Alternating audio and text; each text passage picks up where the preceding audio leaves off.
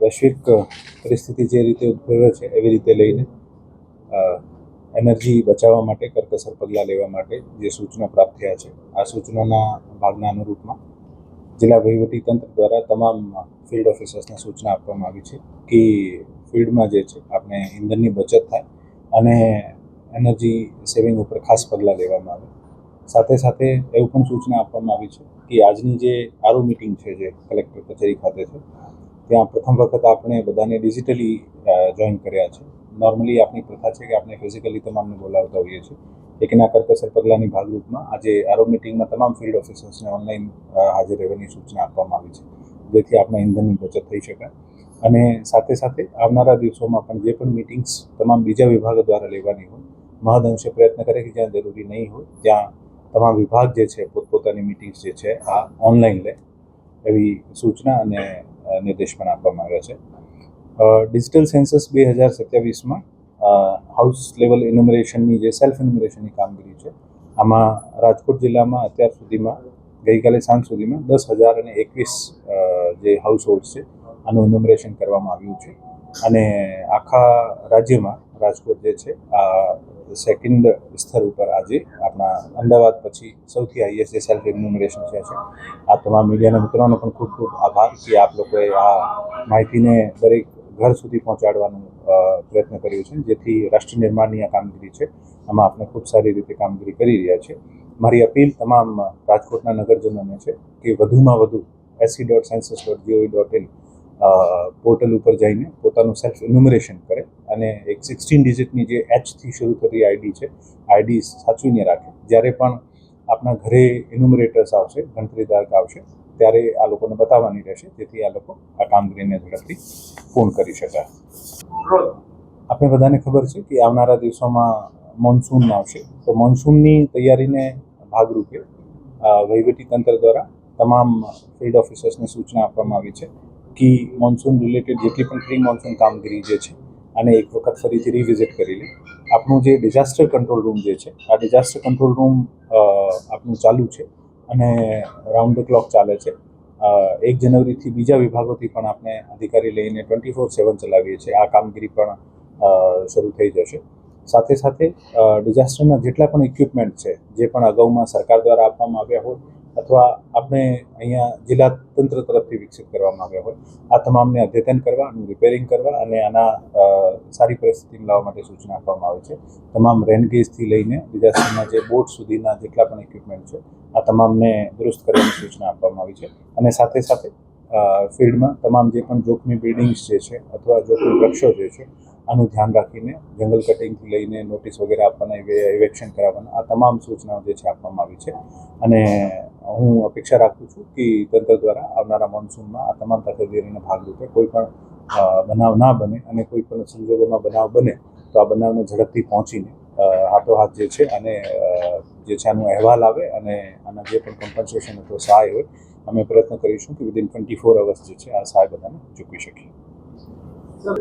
બિલ્ડિંગો જોખમી દરેક જગ્યાએ પોતપોતાની રીતે એક્સરસાઇઝ કરતી હોય છે. કોર્પોરેશન્સની પોતાની યાદીઓ છે, દરેક નગરપાલિકાની યાદીઓ છે અને જોખમી દર વર્ષે ચેન્જ થતી હોય છે. એક ડાયનામિક ફિગર હોય છે, જેથી એક આંકડો આપણા પાસે ચોક્કસ જે છે આ એવરીડે દુરુસ્ત થતો હોય છે. પણ સૂચના છે કે જેટલી પણ જોખમી બિલ્ડિંગ છે આપ તમામને આપ આઈડેન્ટિફાઈ કરીને અને નોટિસ આપો. જોખમીમાં પણ ઘણા બધા પ્રકાર હોય છે. એક બિલ્ડિંગ જે ઇનહેબિટેબલ હોય, જ્યાં કોઈ રહી નહીં શકે, ત્યાંથી માણસોને બહાર લાવવાના, ખાલી કરાવવાના હોય અને જ્યાં દુરુસ્ત થઈ શકે છે અથવા જ્યાં ઠીક થઈ શકે છે અને રિપેરિંગ માટે પણ આપણે ઇન્ટિમેશન કરતા હોઈએ છીએ.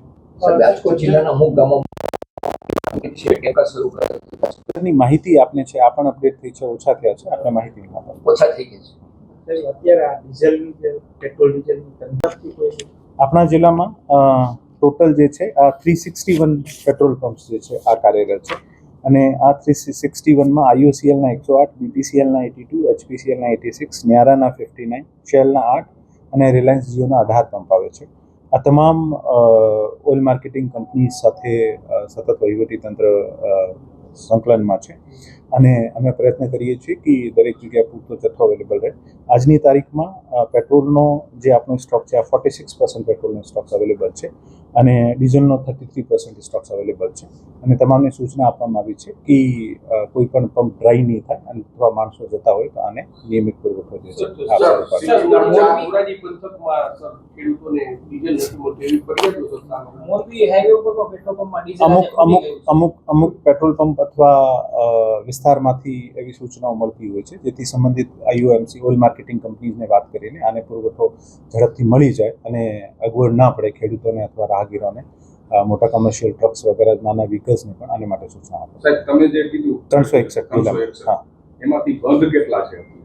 આજની તારીખમાં મારા આંકડા પ્રમાણે તમામમાં ડીઝલનો જથ્થો રિઝર્વ સ્ટોક જે છે આ ઉપલબ્ધ છે. સર આજે સવારના જ સંદેશે રિયાલિટી ચેક કર્યું 2 પેટ્રોલ પંપમાં ડીઝલનો જથ્થો કાલ રાતથી ખૂટી ગયો છે. લેકિન અમુક આજના આપ બધાએ જાણીએ છીએ કે અગાઉમાં પણ આપણે અહીંયા એક ક્રાઇસિસની સ્થિતિ થઈ હતી જ્યારે એક પેનિક બાઇંગના કેસના કારણે ઘણી બધી લાઈનો લાગી હતી.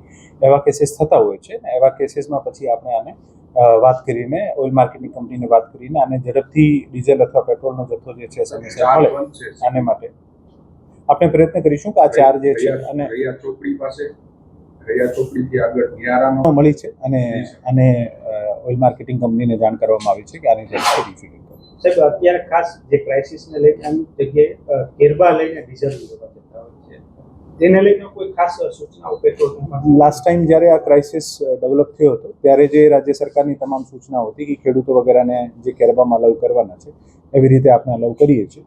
ભવિષ્યમાં જે પણ નવી સૂચનાઓ છે આનું અનુરૂપ પાલન કરવાનું સુધી પૂર્ણ થયું. અમુક બ્રિજ શરૂ પણ કરવામાં આવ્યા.